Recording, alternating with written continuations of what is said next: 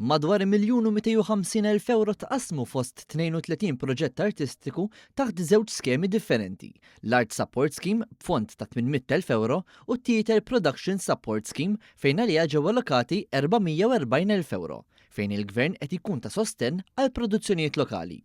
F'konferenza tal-aħbarijiet indirizzata mill-Ministru għall-Arti, l-Kultura u l-Wirt Nazzjonali, Melkin Pola Ġużgalja, u ċ-Chairman Eżekuttiv tal-Kunsill Malti għall-Arti, Luke Dalli, tqasmu l-fondi lid diversi artisti lokali involuti fil-proġetti.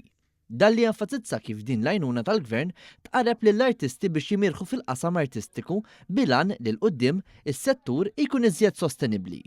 Aktar minn hekk, saħaq kif permezz ta' dawn il-fondi u l-produzzjonijiet li qed jittellaw bihom, l-artisti lokali qed jwessaw il-limiti tagħhom b'mira li l-istess produzzjonijiet jinxterdu internazzjonalment. Qegħdin nagħtu funding sabiex dawn il-proġetti għandna madwar 35 proġett intuhom l-ewwel imbuttatura sabiex imbagħad minn hemmhekk ikunu jistgħu jew inkella jifirxu iktar ix-xogħol jtellgħu fuq iktar iljieli, pereżempju, jew inkella fuq iktar żmien, jew inkella iktar importanti minn hekk jinternazzjonalizzawh. Jiġifieri joħduh il barra minn xtutna u nuru li dawn il-proġetti huma tourable, jistgħu jkunu tajbin biżejjed biex joħorġu minn pajjiżna.